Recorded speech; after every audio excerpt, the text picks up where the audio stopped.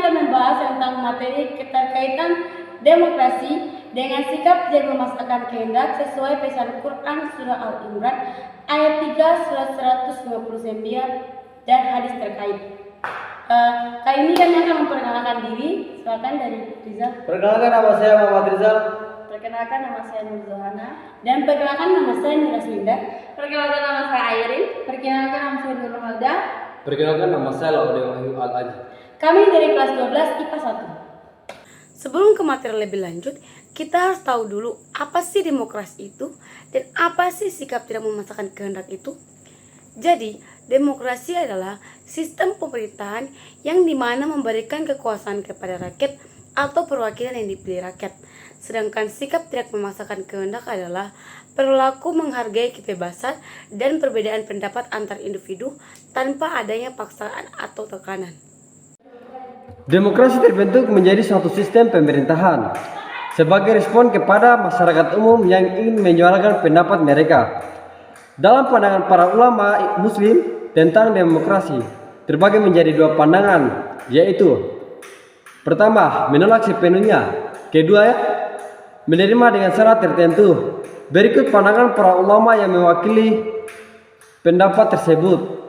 Abul A'la Al-Maududi menolak secara tegas demokrasi karena menurutnya Islam tidak mengenal demokrasi yang memberikan kekuasaan kepada rakyat untuk menentukan segala hal. Selain itu, Maududi juga berargumen bahwa Islam mengakui kekuasaan mutlak Allah Subhanahu wa taala, sedangkan demokrasi memberikan kekuasaan kepada rakyat untuk menentukan segala hal. Sehingga hal ini bertentangan dengan prinsip-prinsip Islam yang dimana hukum dan kebijakan seharusnya berasal dari Allah Subhanahu wa taala. Selain itu juga, Maududi melihat demokrasi sebagai hasil dari pemikiran barat yang tidak sejalan dengan prinsip-prinsip Islam dan cenderung sekularisme. Menurut Iqbal, sejalan dengan kemenangan sekularisme atas agama, demokrasi modern menjadi kehilangan sisi spiritualnya sehingga jauh dari etika. Atas dasar itu, Iqbal menawarkan sebuah konsep demokrasi spiritual yang dilindasi oleh etika dan moral ketuhanan. Menurut Muhammad Imara, Islam tidak menolak demokrasi secara mutlak dan juga tidak menerima demokrasi secara mutlak. Dalam demokrasi, kekuasaan legislatif mutlak berada di tangan rakyat, sedangkan dalam Islam, kekuasaan tersebut merupakan wewenang Allah Subhanahu wa taala karena dialah pemegang hukum tertinggi dan manusia hanya menjabarkan dan merumuskan hukum sesuai dengan prinsip yang telah diatur oleh ketentuan Allah Subhanahu wa taala. Jadi Allah Subhanahu wa taala berposisi sebagai legislator, sementara manusia berposisi sebagai faqih atau yang merumuskan dan menjabarkan sesuai dengan hukum Allah Subhanahu wa taala. Menurut Yusuf Al-Qardawi, substansi demokrasi sejalan dengan Islam. Hal ini dapat dilihat dari beberapa hal. Pertama, dalam demokrasi, proses pemilihan melibatkan banyak orang untuk mengangkat kandidat yang berhak menjadi pemimpin dan mengurus keadaan mereka.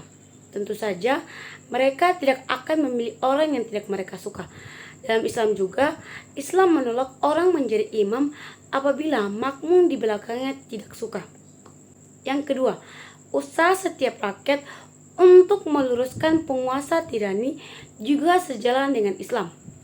Bahkan amar ma'ruf dan nahi mungkar serta memberikan nasihat kepada pemimpin adalah bagian dari ajaran Islam. Yang ketiga, pemilihan umum merupakan jenis dari pemberian saksi. Oleh karena itu, barang siapa yang tidak menggunakan hak pilihnya sehingga kandidat yang mestinya layak terpilih kalah dan suara mayoritas jatuh kepada kandidat yang seharusnya tidak terpilih. Yang keempat, penetapan hukum berdasarkan suara mayoritas juga tidak bertentangan dengan prinsip Islam. Yang terakhir, kebebasan pers dan kebebasan berpendapat serta otoritas pengadilan merupakan sejumlah hal demokrasi yang sejalan dengan Islam. Menurut Salim Ali Al-Basnawi, demokrasi mengandung sisi baik yang tidak bertentangan dengan Islam dan memuat sisi negatif yang bertentangan dengan Islam. Sisi baik demokrasi adalah adanya kedaulatan rakyat selama tidak bertentangan dengan Islam.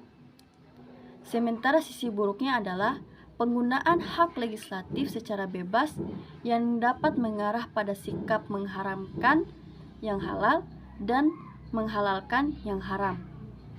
Karena itu, Salim Ali Al-Basnawi menawarkan adanya Islamisasi. Karena itu, Salim Ali Al-Basnawi menawarkan adanya Islamisasi demokrasi sebagai berikut, yaitu yang pertama, menetapkan tanggung jawab setiap individu di hadapan Allah Subhanahu wa taala. Yang kedua, wakil rakyat harus berakhlak Islam dalam musyawarah dan tugas-tugas lainnya.